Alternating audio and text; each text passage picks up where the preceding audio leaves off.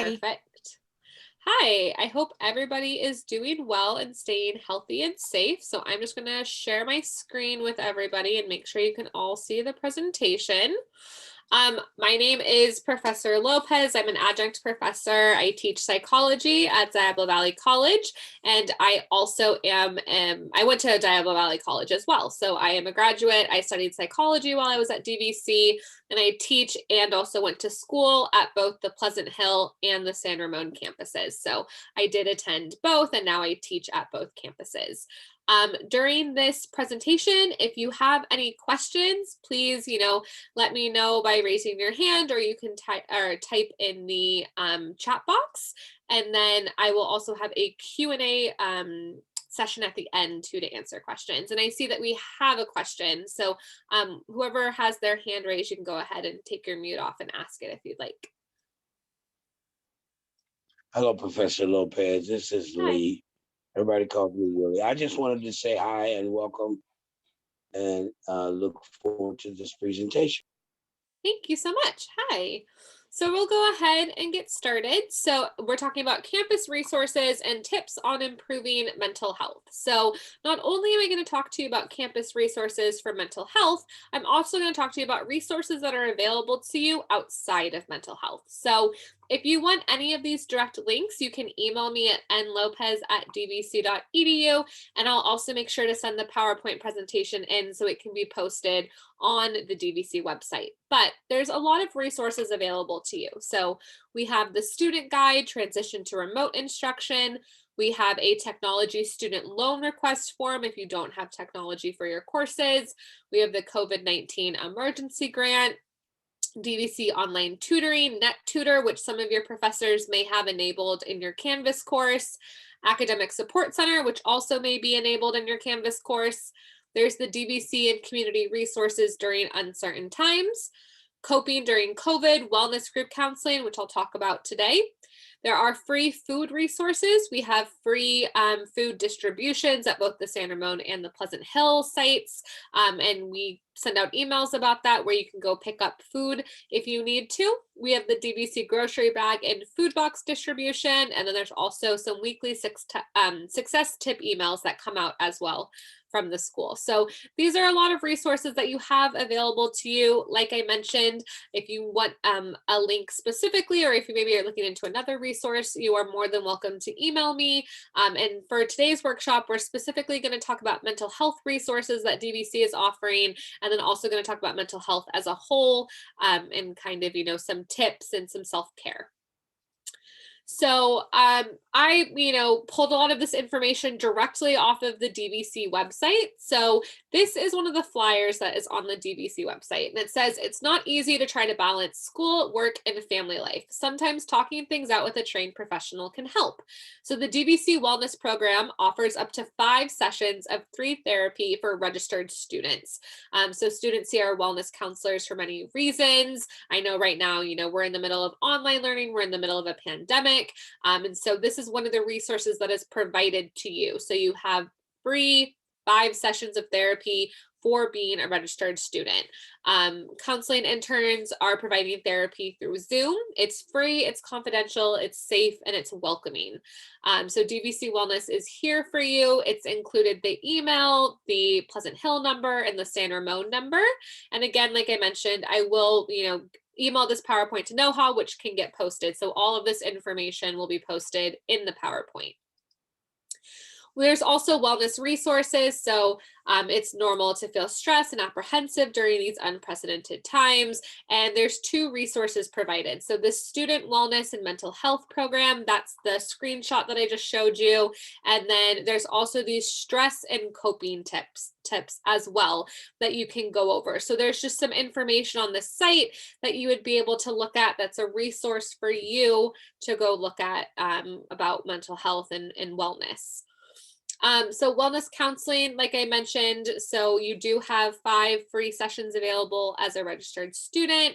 There is the wellness counseling, which is through the Rainbow Community Center interns, Monday through Friday. We have appointments available via Zoom.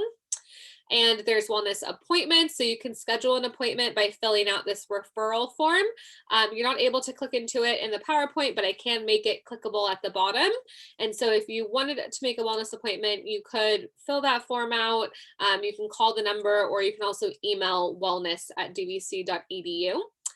There's also a list of support services when DVC's offices are closed. So even if DVC's offices are closed, we still have resources in the area that you can utilize for mental health. So we have the Contra Costa Crisis Center. This is open 24 hours a day, 7 days a week if you need someone to talk to. There's either a phone call number, or if you'd like to text as well, there's also a texting number that's available. There's also a student assistant program. So this is free off-campus services offered to DVC students. We have the Contra Costa Mental Health, Wellness, and Education, Homeless Community and Campus Resources, and the Hope Center, Surviving COVID, a real college guide for students. So these are all things that are available on the DVC website that you can all click into and open and save to your desktop or save to your phone. And again, I can include the real clickable links once I send it over to know how to post online. But these are things that you do have available to you. There's also a few more hotlines. So there's the disaster distress hotline. There's a crisis text line, 24-hour behavioral health access, again, DVC counseling, and then interpersonal and domestic violence support. So again, these are all available on the DVC website. You can all access them on the DVC website. Someone had a question, you can unmute. I was just wondering about the counselors. Are they state mandated by the court system to tell information if they feel that it needs to go any further? Yes. So if they are interns, they should be state mandated with reporting. But also too, if you want to stick behind after this or send me an email too, we can maybe discuss it a little further, or I'm sure NOHA probably maybe can answer that as well. Okay. But I think because they're interns, they should be mandated by the state. Yeah. So wellness drop-in counseling. So virtual counseling sessions offered weekly throughout the semester. So there are stress management drop-in groups. So this would be a group that you could join into to talk, share concerns, learn stress management techniques, and get in a healthy mental state. So this is Monday and Thursdays from 1 to 2. This is during the spring semester. DVC is offering this as a group stress management. And you can also register through the Zoom link. Again, I'll make all these clickable once I send this over to NOHA. In addition, there's also the drop-in individual wellness counseling. So it's one-on-one support and resources for coping during this time. So Tuesdays from 2 to 3 is drop-in individual wellness counseling, and you can also register through the Zoom link. Another thing to talk about is the stress and coping. So this is from the Contra Costa Crisis Center, which was one of the resources that I had mentioned is on the DVC website. So it discusses, the outbreak of COVID-19 has been stressful for many people. And the fear and anxiety can be overwhelming for many of us. So it just talks about being aware of signs that you're feeling stressed. So increased impatience, irritation, anger, conflicts with family, friends, other people in the community, having increased anxiety or worrying, feeling overwhelmed by intense emotions, feeling unable to talk about your emotions, poor work or school performance, especially because right now we're online learning, which feels different for a lot of people than if we're in person. Avoiding activities you previously enjoyed. I know we're more limited now than we were before because so many things are closed. Unusual headaches, stomach aches, other pain, unhealthy eating or sleeping habits, excessive use of alcohol, tobacco, or other drugs. So these are all just signs to kind of be aware of when you're stressed. There's also some tips for taking care of yourself. So take care of your physical health. So as much as possible, try to eat a healthy diet. Like I mentioned, DVC does offer free food. If you're in need of that, get enough sleep. We should be getting 7 to 8 hours of sleep a night. I know a lot of us may be getting less than that, but having 7 to 8 hours of sleep is really helpful. Exercise and stay active. So this is kind of a big one. And I know right now a lot of people may not necessarily want to go outside of their house, but there are a lot of ways to exercise at home. You can do home exercises. YouTube has plenty of videos that you can watch. If you have access to that, there's Zumba, yoga, Pilates. So you could access that on YouTube, or, there's exercise apps as well if you're able to get those. So there's a lot of different ways to exercise.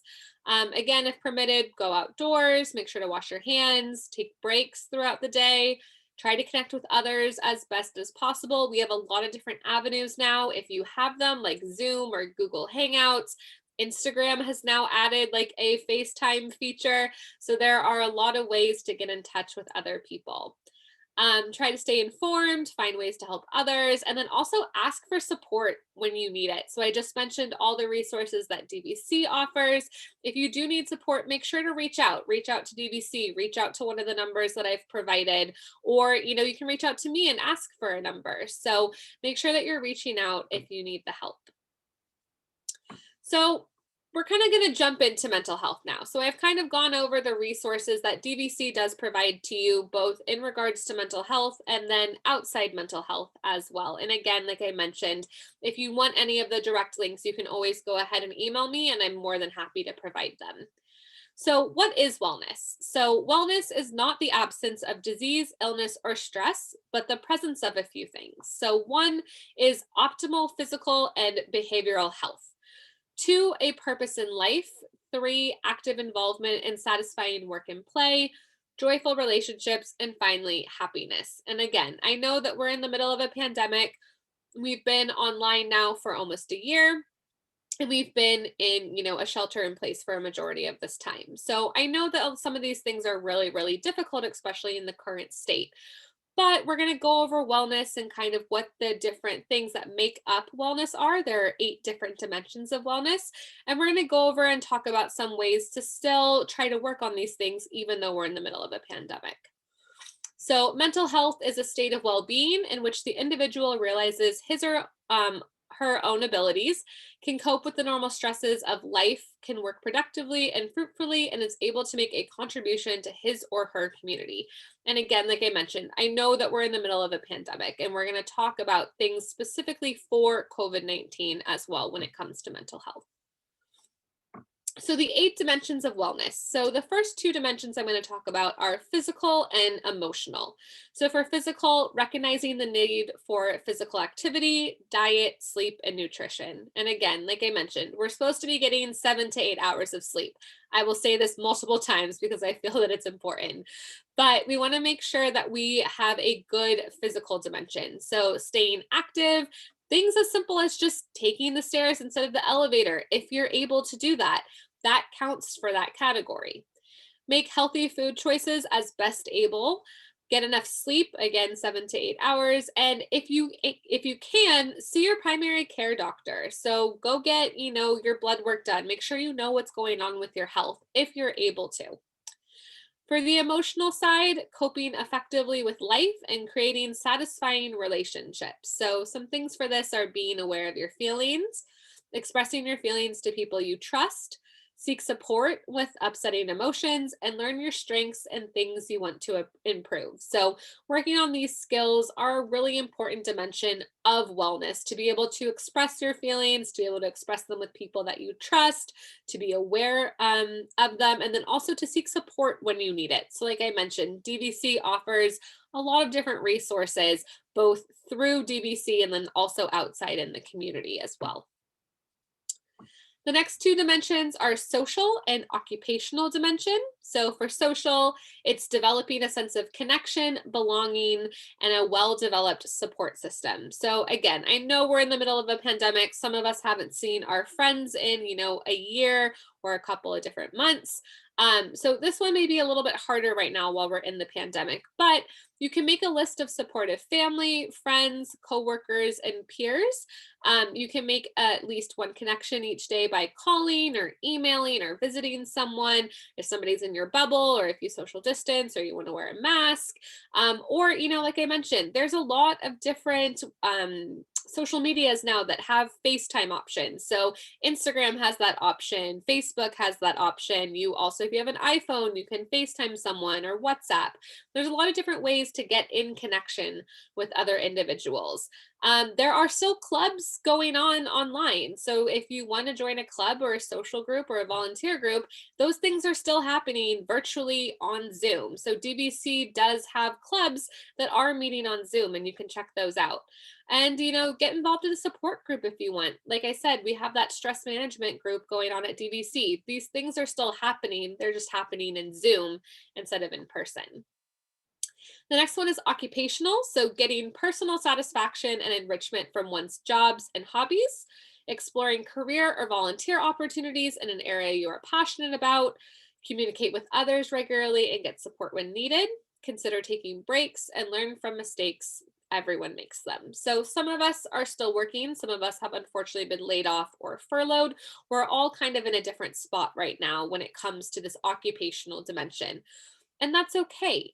No matter what spot you're in, you can still do some aspects of these, or you can decide, right now I'm really going to take a break and I'll revisit this in a little while, just depending on what type of situation that you're in. The next two are intellectual and financial. So for intellectual, recognizing creative abilities and finding ways to expand knowledge and skills. See what kind of skills training might be available at the public library. If you have a public library card, the public library also has a lot of resources. You can listen to Audible books, you can take classes. There's a lot in the public library system that you can access. Find a book or a book series that interests you. So you are all in school, you're taking college courses, but if you wanted to do some fun reading on the side, you could find a book or a book series that interests you. During the pandemic, I've been super into Audible, which I know some people think are cheating if you listen to audiobooks over reading it, but that's given me a good chance to read or listen to a lot of different books because I have Audible on instead of actually reading the books. You can explore public events in your community by checking out the events section of the newspaper. Again, these things are still happening, they're just virtual. And befriend people who can stimulate your mind, who you can have good conversations with. These might be your classmates or your coworkers, but try to, be friends with people who you can have a good conversation with. For financial, it's finding satisfaction with current and future financial situations. Be creative about budgeting and spending. You can meet with someone who specializes in helping people with their finances at no or low cost, and explore ways to save for your future from a piggy bank to a savings account. So again, people are in lots of different places in the financial dimension, and that's okay. So just really doing what is going to be best for you in that scenario. Environmental and spiritual dimension. So environmental, achieving good health by occupying pleasant, stimulating environments that support well-being. So, being around people that make you happy, who don't upset you, or if they do upset you, that you're able to talk to them about that and kind of work through that. Declutter, donate, and recycle things you don't need. So some of us maybe from the pandemic have looked at that junk drawer that we have and have decided to start going through that. So for some people, when we declutter or when we donate or recycle things, that improves our well-being. That makes us happier because that's kind of getting something, off of our plate essentially. So if that's helpful to you, and there are plenty of like Netflix shows or YouTube videos that can also help aid you in that kind of quest to declutter. Appreciating nature is important. So if you want to go on a hike or go on a walk, I know that right now, I guess there's like flowers super blooms that I saw on the news that are happening where there's really, really pretty flowers that you can walk in. So if that's something that you like and your allergies aren't too bad, then you could go that route. And then seek out experiences that have a calming effect. So maybe that's watching a YouTube video, maybe that's going for a walk for 10 minutes, maybe that's playing with your dog, whatever that looks like. Make sure that you're doing those things. And then spiritual. It's really, really important for me to make just to make clear that spiritual does not mean religious. It is whatever spiritual means to you. So just expanding your sense of purpose and meaning in life.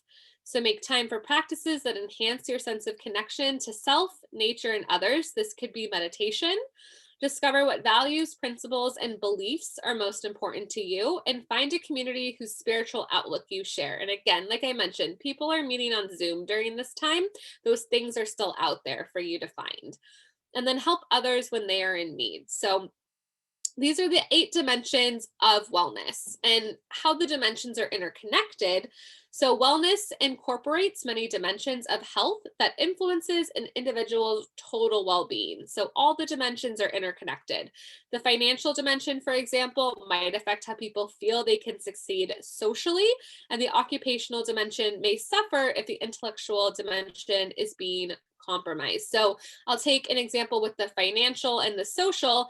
Maybe financially, let's say in non-pandemic times, maybe your friends are all planning a trip to like Disney World, I'll just say. Maybe your friends are all planning a trip to Disney World and you can't financially afford the plane ticket and the hotel and the park passes and all of those things. So in that case, your financial dimension, because you can't afford to go on that trip, is now going to affect your social dimension, right? You can't spend time with your friends because you can't afford to go. So that would just be an example of how our dimensions are interconnected. So 10 tips to maintain good mental health. So 1 is developing a good opinion of yourself and also letting yourself know if you make mistakes, that's okay. Learn from them and then, try to move on from that and realize what went wrong and then try to learn from that. But developing a good opinion of yourself is really important. Eat well. Again, like I said, DVC does have food resources. Exercise regularly. So try to go on a walk. If you want to do, a YouTube video, or if you have an exercise app, try to exercise. Learn how to manage stress. It's part of the reason probably why you're all are here. Stress is a big thing. And so learning how to manage it is also really important. Enjoying the present. Find your work, school, life balance. And I know that we had a time management workshop before this, so maybe there were some good tips there on how to enjoy or how to find that work-life balance. Getting enough sleep, again, 7 to 8 hours is important. Develop relationships, have fun, and lastly, really importantly, get help if you need it. Again, we have resources. There are resources in the community as well, but getting help when you need it. So what is stress, right? So stress is an unpleasant state of emotional and physiological arousal that people experience in situations that they perceive as dangerous or threatening to their well-being. So sources can be a catastrophic event, a major life change, a daily hassle. Usually our stress is 1 or 2 things. COVID-19 encompasses all 3 of those things. It's a global pandemic, which is a catastrophic event.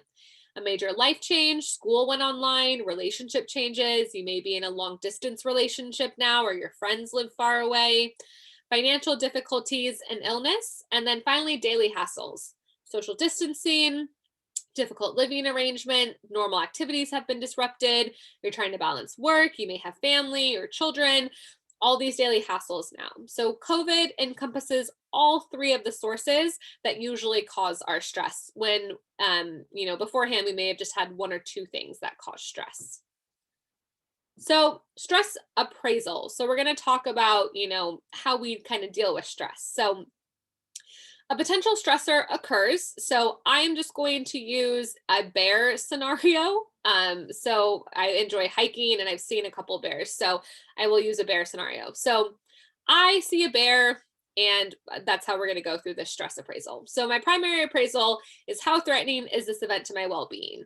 If the bear is, 5 feet away from me, that's going to be real harmful and I'm going to have to make a decision on what I want to do. If the bear is like all the way across the street and all the way into the grasslands kind of over about, I can see it looks like a quarter, I'm going to perceive that as harmless and there's not going to be any stress. I see a bear that's far away, I'm going to go back to my car, I'm going to drive away and it's going to be fine. However, if I perceive the bear as harmful, if the bear is very close to me, now I'm going to have some secondary appraisals. I'm going to have a biological reaction. My heart rate is going to increase. I'm going to start getting sweaty palms. I'm going to be really nervous because a bear is so close to me. I'm going to have an emotional reaction. I'm probably going to be really upset if a bear is that close. And I have to figure out how do I now deal with this? Now, the bear can be two different things. The bear can either be coming towards me and I have bear spray. So I have adequate resources. I can do the bear spray and the bear will run away. Adequate resources will be used and I will know what to do.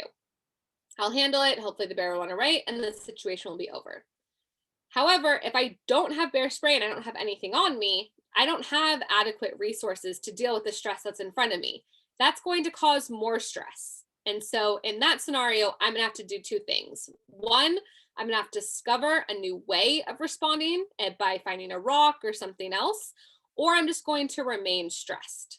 So ideally, we want to have adequate coping mechanisms. You want to have, theoretically that bear spray in your hand to deal with your stress. Otherwise, we just continue to be stressed.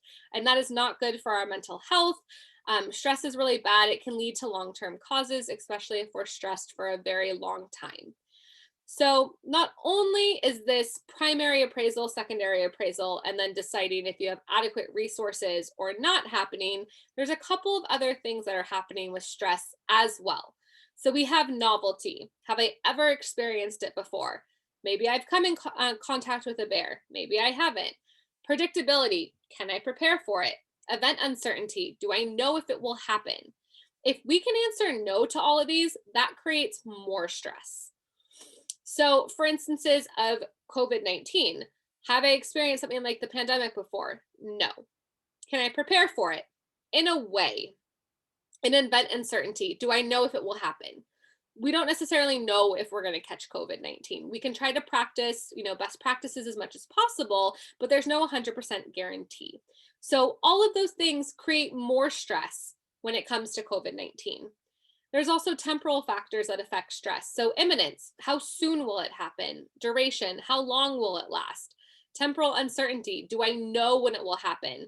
If any of these answers are, how soon will it happen? Soon, duration, long, or, do I know if it will happen? No, that's going to create a whole level of stress on top of everything else. So, for duration, we are starting to open up more, but there are still things that are closed. And we've been in kind of the shelter in place for almost a year in California and been online. So all of these factors are creating even more stress when it comes to COVID-19.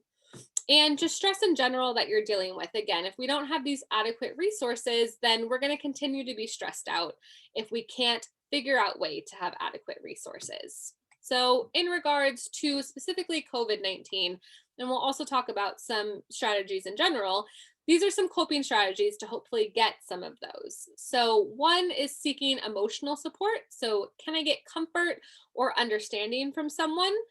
Exercise, can I be creative so that I can still get exercise? Maybe this is a YouTube video, maybe this is getting a workout app. Positive reappraisal or reframing, can I look for something good in what's happening? Positive self-talk, I can get through this. Active coping, what action can I take to make the situation better?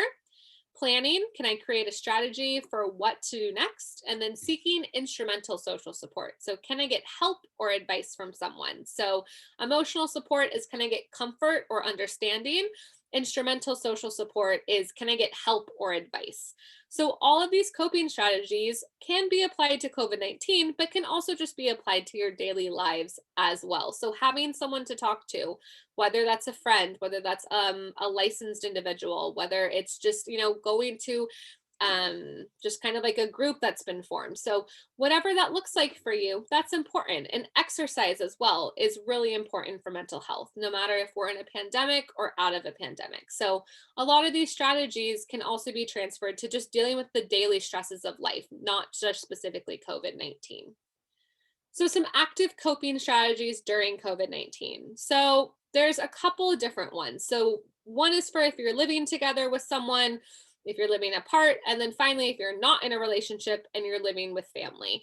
And a lot of the ones in the living together, this can also relate to family as well. So if you're living together, we're spending lots more time with people than we were before. We're maybe working from home, or maybe we're no longer working, unfortunately, and we're spending a lot of time together with the people that we live with if we live with other people. So a family meeting to discuss new routines and preferences for personal space is really important versus togetherness. chores, responsibilities, leisure time, safety precautions, and health concerns. So if somebody does unfortunately end up, testing positive or getting exposed, what's kind of your plan to deal with that is really important if you haven't talked about that before. Prioritize spending time together on relationship enhancing activities to balance against more time spent dealing with COVID-19 stressors. If you're living apart from someone, do activities over video chat. Like I said, there are lots of different apps now that have video chat or different, social media sites. You can cook, you can exercise. You can no longer stream videos over Zoom and screen share, but I think you can still do that on like Google Hangouts or potentially on Facebook. But Zoom now blocks you if you try to like screen share Netflix.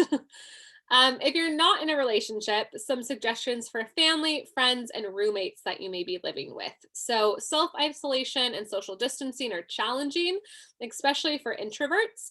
Being stuck at home, even with the people that you care about, and especially with those who you don't get along with, is also challenging, especially for introverts. So right now, being home so much is challenging for everybody. You may be living with family member, friends, significant others. You may be living with a roommate that you didn't really talk to before the pandemic happened, and now you see each other every day. So some of these can still be used in the sense of, family and living with roommates as well. So just really having conversations and having healthy boundaries. Maybe you want to spend, an hour just watching, movies by yourself or studying. Let them know and just say, hey, like, I'm going to sit over here. Like, can you not bother me for the next hour? It's important to set healthy boundaries during this time. So we're going to talk about self-care and what self-care is. So self-care is more than having a hot bath. So self-care refers to activities undertaken with the intention of enhancing energy, restoring health, and reducing stress. So there's some benefits to self-care. 1 is a greater capacity to manage stress. 2 is increased resilience. And 3 is reduced symptoms of mental health. So there are some benefits associated with self-care. So what's the point of self-care? So increase enjoyment of your life, cope with stressful events and sadness, achieve goals and potential, maintain positive connections with others. You're better equipped to support the mental health and well-being of potentially a child if you have children or, your friends or whoever you're living with. And it also links to benefits of mental health and well-being. And most broadly, it's to benefit yourselves, your families, and those in your care or those who you live with. So if we think about like an airplane, you put on your own oxygen mask before helping others. So you take care of your own mental health, your own well-being before attempting to, help other people. There was someone, I did this workshop and someone mentioned a really good quote that, if your glass is empty, you can't offer water to anybody else. So make sure to fill your own glass before trying to fill other people's glasses. So really working on yourself before you're able to help others.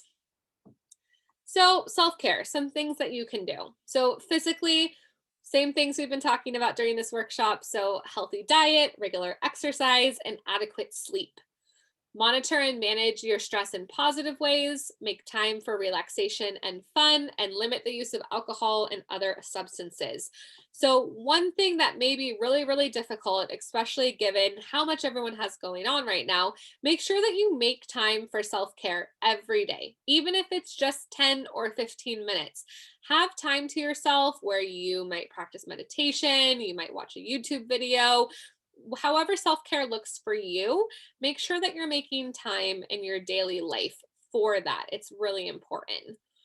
Relationships, so foster and maintain your personal relationships. Again, some people may be social distance. Some people may be wearing masks. Some people may have people in their bubble that they go see, and other people are trying to still connect online. But make sure that you foster and maintain your personal relationships.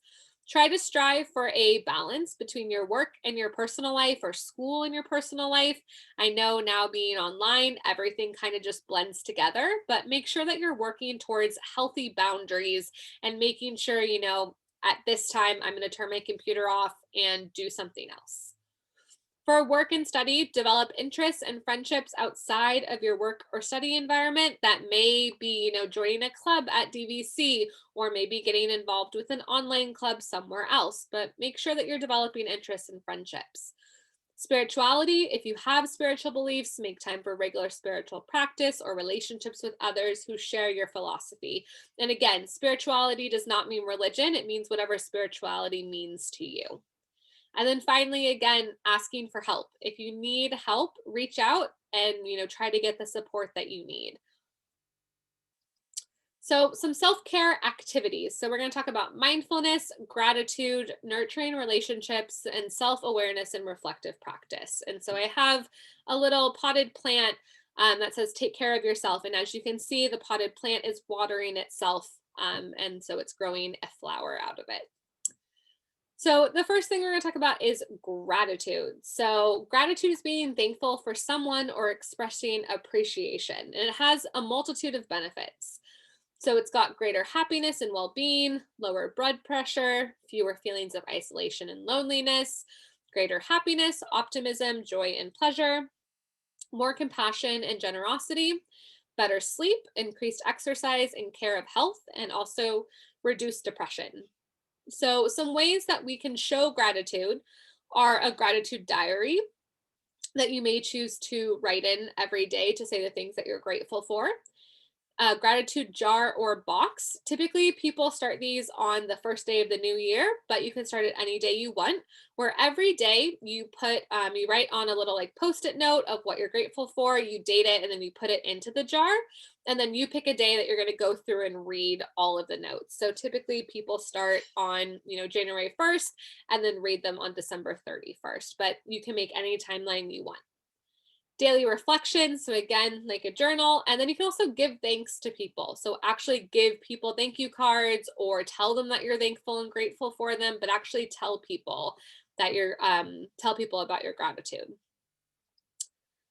Mindfulness. So mindfulness has a lot of benefits. They have reduced stress, it boosts the immune system, enhances relationships, helps in treatment of depression and prevents relapse, and generally just an improved quality of life.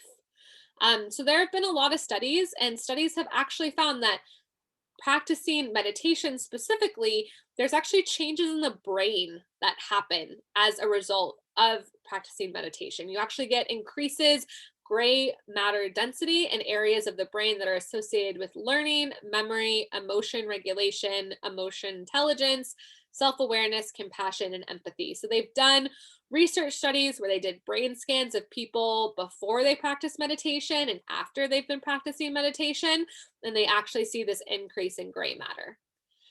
It's important to note, though, that mindfulness is not only meditation. So meditation is one of the most common ways in order to practice mindfulness, but there are other ways as well. So you can practice your breathing, you can practice your balance, you can work on stress reduction, your awareness of everything around you, your body, and your soul. So all those things encompass mindfulness. And there's lots of different apps that are now able to help you. So you can listen to podcasts on Spotify or on the podcast app for Apple, or you can go to YouTube. And there's a lot of different meditation videos or podcasts you can listen to, or breathing, or even balance.